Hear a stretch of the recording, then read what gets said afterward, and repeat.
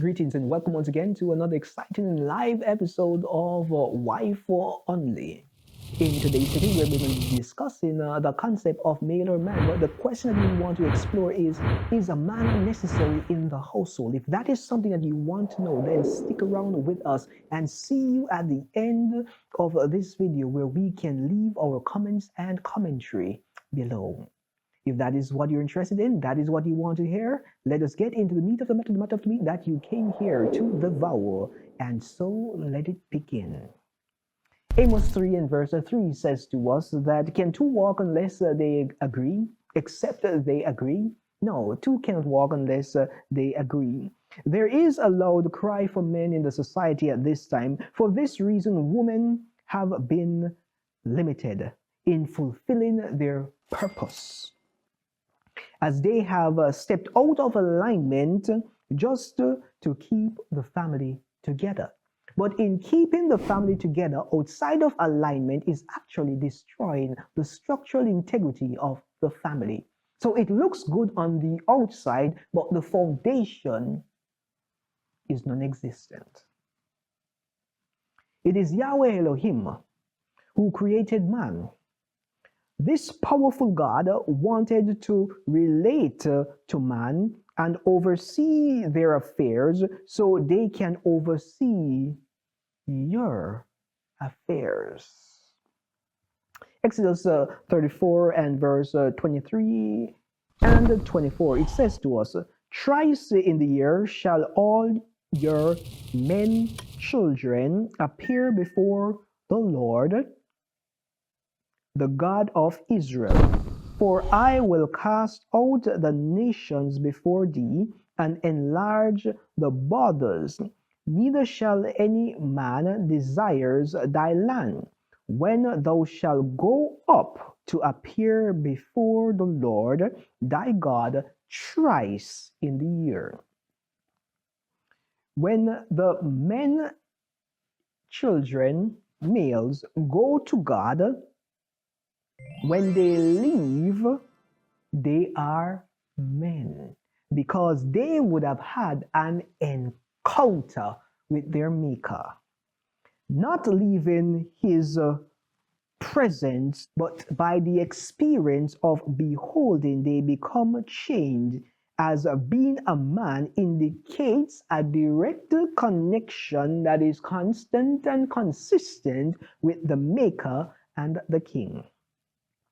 A male is derived due to genetic birth. However, only when there is alignment with purpose does the male become a man.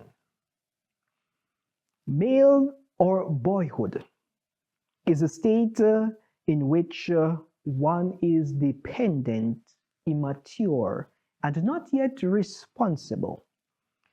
The transition into manhood is when the male moves into a state of knowing himself, realizing his identity, in which he becomes responsible and exercises leadership capabilities towards others. Relationship chaos shows its ugly head when God is not allowed in the life of the male. That is where we get the destructive behaviors, which misrepresent the stewardship, the authority that men have been given. If the woman keeps choosing males, they will always get messed up and wiped out, having to repeatedly start over.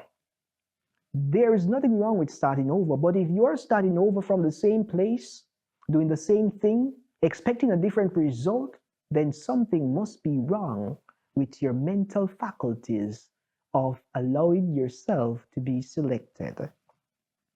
Only a man can give a woman what she needs. The males can give you the enjoyment, the enticement of what you want, but only a man can get you to the destination to allow you to fulfill your purpose in accordance to the will of God. So you have to decide for yourself as a woman, do you want a male or do you want a man? Or do you want a male man? Or do you want the man to come in the male, which is the gift to you? You have to choose what it is that you want. And as such, let us get back into the meat of the matter of the meat that you came here to devour. This idea, this concept, it is the relationship of the man under the comprehensive rule of God that will determine how he turns out. As you being a woman is a mirror. It lets a male or a man know what his own submission to God looks like. So you see how important a woman is because she represents a reflection of the submissive relationship for a man and God. The role of the man is to implement the rules of God and not to create them along the way. A man knows and understands that he is obligated to a higher order. You have to understand this a little deeper. So the man understands that he is not in any fenke business. He is not in any play or dolly house situation. He is under authority to the highest order. What males are called to do is to submit his will so that he can be under authority to the Maker and the King, so he can be transformed in being a man. God has the last word, and that is why he gives us specific instruction, as we saw in the Genesis account, where he gave Adam specific instruction that of every fruit you can eat except. But what happened? The curiosity built. The limitation was to remind Adam every time he passed the tree that he was the created and not the creator. The freedom did not mean that the man was independent of God. There are just some things that a man cannot do. The reason is just because God told him that he cannot do it, and that just settles it. So we're not going to waste time trying to figure out what it is that we can do, what we cannot do. We are not concerned about that. All we are concerned about is doing what the Lord says that we can do. All the freedom only comes when the man is submitted to God. When males do their own thing and not submitting to God, they get to eat the fruit, or they may, but they lose the total freedom that comes with submission. They lose the blessings and the benefit that comes from being a man in the kingdom. Now, we have to examine 15 distinctions between a male and a man outside of what we have established previously. If that is something that you're interested in, you may want to stick around to our next session, because we're going to get a little deeper into the matter of distinguishing the difference between a male and a man. If that is something that you're interested in, please join us in our next sitting. Signing out from Wife Only is Kareem Ainsley, the wife lifestyle strategist.